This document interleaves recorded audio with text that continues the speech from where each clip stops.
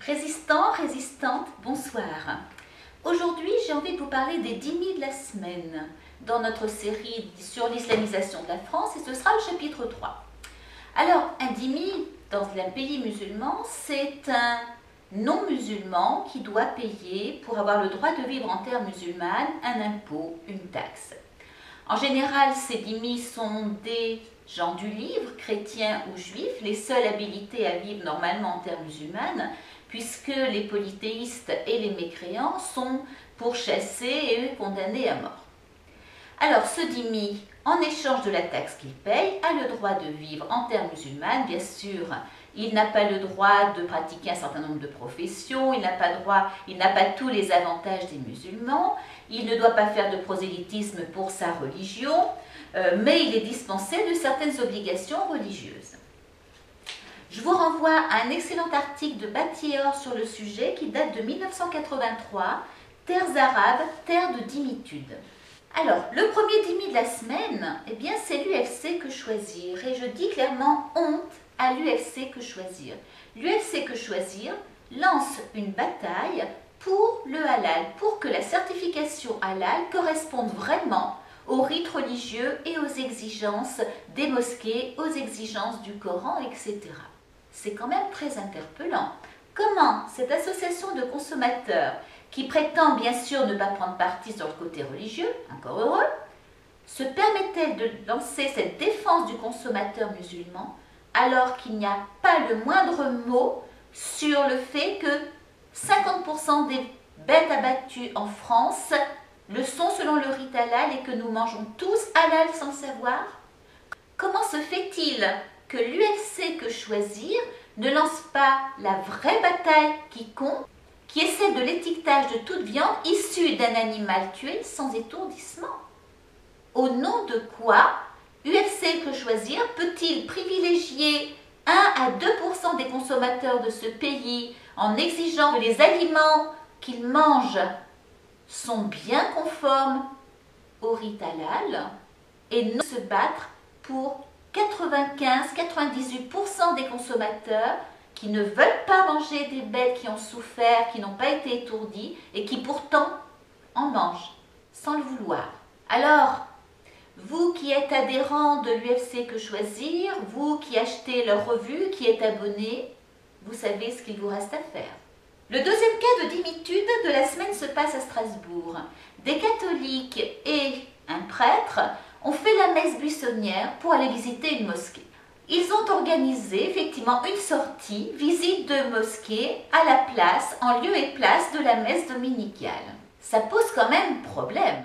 Comment des chrétiens peuvent-ils se lancer dans la gueule du loup alors que le christianisme et l'islam n'ont rien à voir et ne peuvent pas coexister, sont incompatibles? Un Dieu d'amour dans le christianisme, un prophète, Jésus, qui n'est que tolérance, amour, pardon. Dans l'islam, un Dieu de colère qui exige la soumission et un prophète qui fait la guerre, qui exige la mort des mécréants, des polythéistes, des juifs, des homosexuels. La liberté d'expression, la liberté de changer de religion dans le christianisme, l'apostasie condamnée à mort dans l'islam, la critique de l'islam interdite dans le Coran. C'est ça que les chrétiens s'apprêtent à découvrir et veulent découvrir au nom du partage et de la connaissance de l'autre. Que doit-on en conclure? Que certains prêtres et chrétiens attendent avec impatience de se retrouver en situation de dhimmitude? Je vous rappelle que le pompon de la dhimmitude chrétienne est détenu par l'archevêque Barberin à Lyon, qui a accepté que soit gravé Allah Akbar en haut de la grande cathédrale.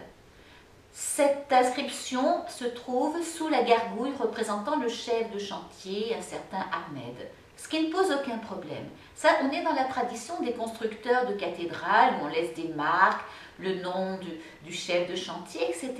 Ce qui pose problème, c'est Allah Akbar, on n'écrit pas en français, et Allah Akbar, c'est le cri du djihad, c'est le cri de ralliement des musulmans qui partent à la conquête d'un pays.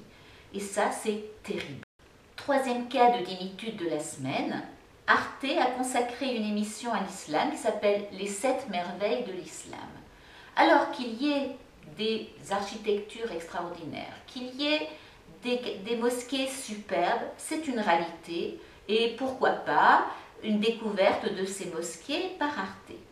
Nous vous convions à un voyage. Un voyage qui a commencé voici 1400 ans.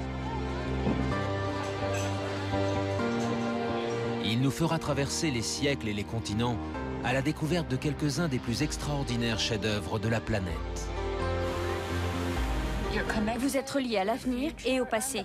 Ce qui ne va pas, c'est que dans son documentaire, Arte fait le prosélytisme de l'islam, explique en long et en large le culte, les rites, les nécessités imposées aux musulmans, etc., sans jamais aucun mot pour dire qu'il y a quand même des limites.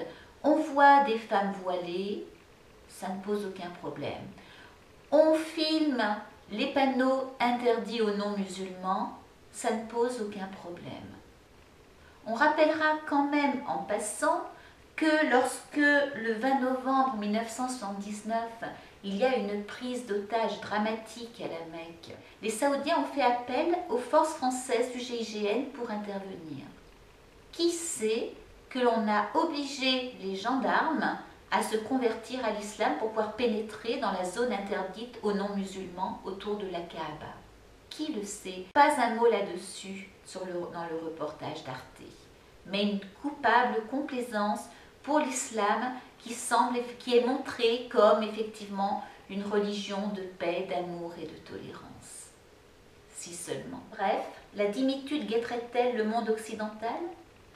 Crise de masochisme aigu ou haine de soi? Vive la République, vive la France et à demain.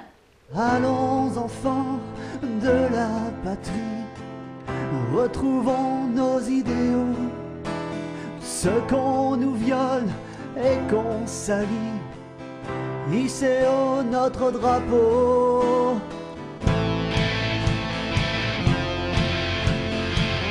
Hissez haut notre drapeau.